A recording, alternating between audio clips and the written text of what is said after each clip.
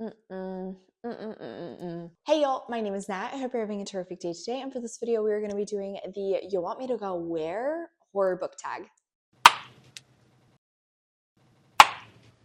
Alright, so before we get into anything bookish, make sure to hit like and subscribe down below, as well as tell me in the comments what horror world do you think you could survive. So as I said, this is a tag. The original was created by Danny Drabbles, and I'll put a link to her video in the description down below. I, however, was tagged by Sam at Samantha Donovan, and I'll put a link to her video in the cards up above. It looks like this is a horror-based tag focusing on the horrific worlds of books. So let's go ahead and jump right into the first question. What horror setting would you die the quickest? I'm gonna be honest, probably anything dystopian. I don't really have a great deal of faith in myself. In fact, I'm a total trip hazard. If anything, I bet I would like trip over something really inconsequential, scratch myself or impale myself on something, and then there wouldn't be antibiotics, and that would get me. At least I know myself. Next question. What horror setting would you likely survive? I'm gonna be a little boring here. Probably any horror setting that is in a mostly contemporary world, I'd probably do fine. So long as I mind my own business, I'll make it through. No issues here. The first one that came to mind for that is Mariko-chan, seeing as that was the most recent like contemporary horror story I've read, because the main issue antagonists of the story are ghosts. So assuming I can't see the ghosts, I'm good, no sweat. If I can, that's a different story, because the whole bit is that Miko doesn't want to respond to the ghosts. She doesn't want them to know she can see them. I don't always have the best control over my facial expressions, so I'm not sure if I could necessarily do that the same way she does. Plus, I can be a little jumpy. So if one like really surprised me, no, I'm gonna ruin it. Next question. Scary but satisfying. Which horror world is worth the risk? I will put up with weirdness, I'll put up with spiders, I will put up with ghosts for Sophie's House and Cackle by Rachel Harrison. This woman is living my dream life. I want this. I realize that part of the whole bit in the story is live the dream life you want, but I don't have Sophie's mansion, and honestly, it seems like she's filled it with everything wonderful in the world. I'd put up with the spiders, I'd put up with the hauntings, I'd put up with Sophie's snarky ass, because I want this house. Next question. Where or who would you send your worst enemy to? For this one, I think I would go with Horror Store by Grady Hendrix, because not only is it, retail, which is the worst. Anybody who's worked it knows. But also, it's a haunted IKEA. And some of the things that these poor employees live through towards the end of this book, I would not want to deal with that. My worst enemy, though?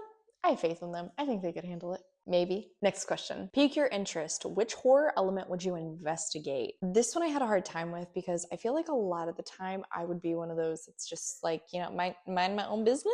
I'm not worrying about that. That's not my problem. But I would have a hard time stepping away from The Hollow Places by T. Kingfisher, because if I'm in a museum, a wall breaks down and there's suddenly like a whole other world on the other side of that wall, that's really intriguing. I want to know where it goes. I'd have a really hard time not exploring it. Just turning around. I would definitely take after Kara. I would have to explore and figure out what's going on here. Next question. Nope. Which horror element do you want nothing to do with? Anything doll related.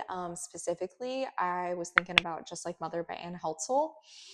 The creation of those dolls was supposed to like come from a positive place. They were trying to help women who lost a child deal with that grief, or, help people who are about to have a child practice on this doll, a la like the flower baby from home ec classes.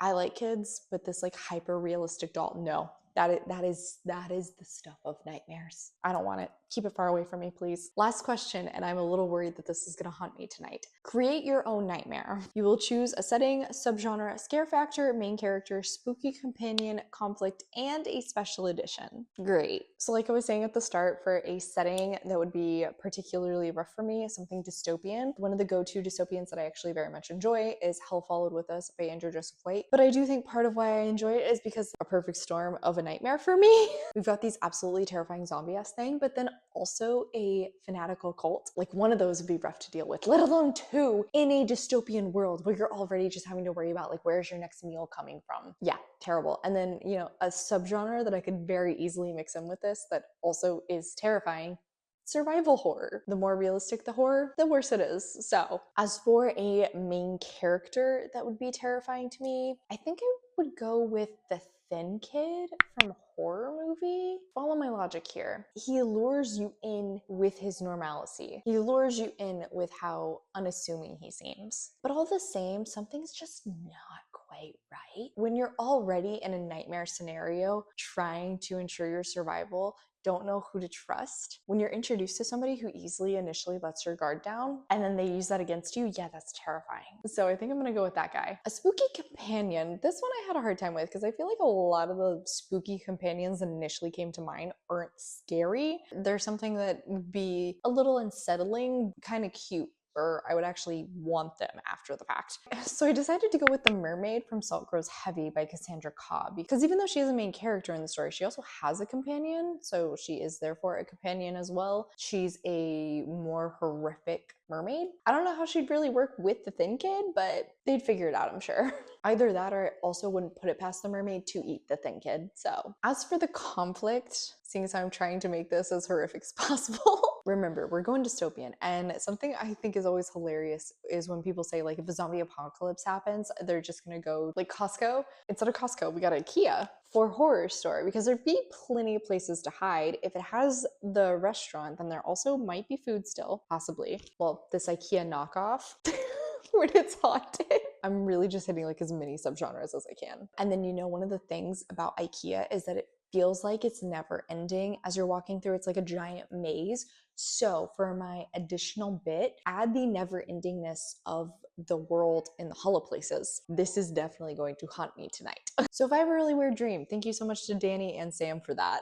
All right, and that is it for the tag, but it is a tag, so I did want to go ahead and tag a few people who I do know enjoy horror. I think first off, I'm going to go with Erin Megan, and then also Mary at the Pumpkin Files. Both of those wonderful ladies are linked in the description. Highly recommend giving them a follow for some great horror recommendations. And on that note, that is it for today, y'all. Thank you so much for coming to my channel. I really appreciate it. Make sure to hit like and subscribe down below. If you made it all the way to the end of this video, leave me the tornado emoji in the comments. It's like the only thing I can really think that's an emoji that I can tie to survival horror. I have all my socials as well as a few ways you can support me, including my Patreon linked in the description. I come out videos on Monday and Friday, but until then, I hope you continue to have a terrific day.